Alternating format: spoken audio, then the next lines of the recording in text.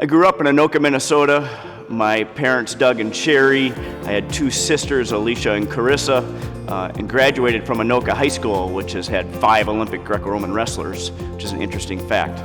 I started wrestling when I was 6 years old. My dad wrestled when he was in high school, but never went further, but he was also my first wrestling coach. Weighed 38 pounds when he was in 6 years old, and from there we just gradually went through the club routine. At 6th grade, we decided that if you're going to really be good, you have to get rid of the rest and focus on wrestling, and that's when he really got serious about wrestling. I competed quite a bit, and I love to compete. I love the individual side of the sport, being out there on my own, and it was up to me with my effort, whether I won or lost. Joe Russell came to Hercules, my club that I grew up in, when I was about 13 years old. And he brought Greco into my club. So we used to have Greco practice an hour before our freestyle practice every time. And not just the way he coached Greco, but his morals, his values, the way he was as a person. I wanted to be like him. When he was a young guy, he's the guy who'd go out and compete. You know, he won at every level. And the thing I think that made him great is when he went out to compete, he had an intense burning desire to win, and he would do about whatever it took to get that done. My first world team was a cadet freestyle team, and I ended up 4th in freestyle, cadet freestyle. After that, the world teams I made were in Greco. The junior worlds, when I was a junior in high school, I went to the junior worlds, and I had a guy named Dennis Hall on my team.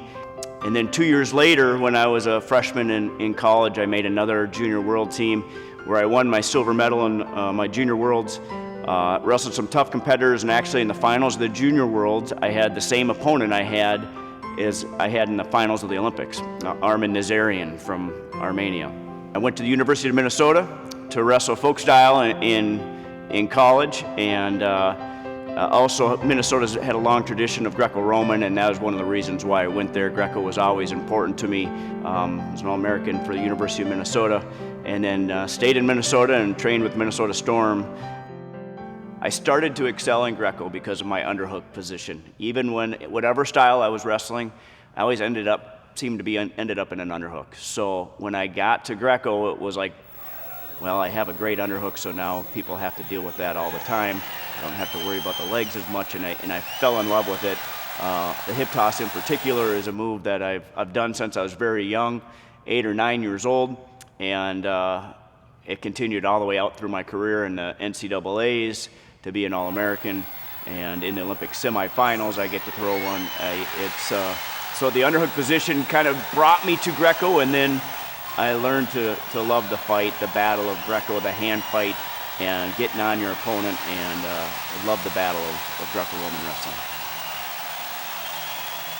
Dan Chandler, obviously, he has done for Greco like nobody else has. He's been a coach for a long time. He was my coach, and he really figured me out early.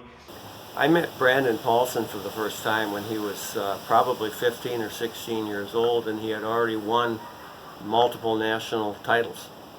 So he already had a tremendous technical level, very high enthusiasm, self-driven, self-motivated, very low maintenance. So I just got out of the way. It was my dream. I wrote when I was 10 years old to be in the Olympics, and so when I was 22 years old, going in Olympic trials, I knew this was my shot. And to finally make that team, it was like a dream. It was hard to believe that I had made Olympic team. And then I got to compete in Atlanta. You walk in the opening ceremonies, and there's 90,000 people chanting USA and waving the flags. There is nothing like it. I still get shivers thinking about it. I still get shivers talking about it. And then getting out on that mat, man, the crowd was loud. The arena was awesome, how they set it up. And the energy I felt and the intensity I felt out there on the mat, running to the mat, getting ready to wrestle, was unbelievable. Going out there for that gold medal match, was a special experience, and to hear the crowd and my friends and see my dad afterwards was a very special experience. I didn't make another team until 2001, and for For 3 straight years there, 2001, 2002, and 2003, I made the senior world team.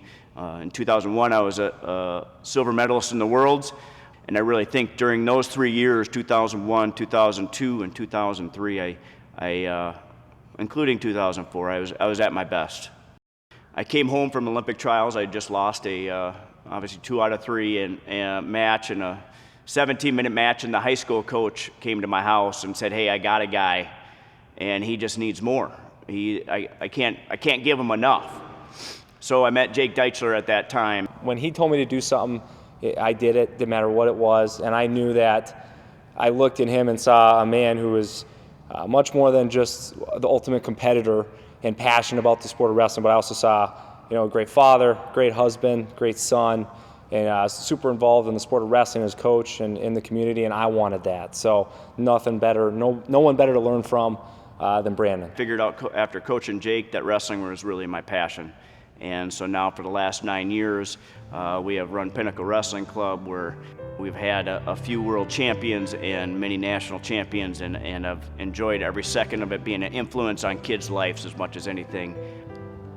I have a beautiful family with a beautiful wife, Shelly, who was always very supportive of my wrestling and my career. My youngest, Eli, is a little wrestler himself and football player. He is 14 years old. I have a senior in high school, Abby Paulson, who will be going to University of Utah for gymnastics next year. And then I have a freshman at the University of Minnesota, Sydney, who is majoring in nursing. Just an unbelievable experience to watch him grow from a little kid to the man that he is now. When I got the call from Leroy, it was an unbelievable feeling. I didn't expect it, but the respect from your peers was important to me. The way, not just my results, but the way I wrestled and the way I coach. And it means the world to be inducted, to be a member of the National Hall of Fame. There's no higher honor.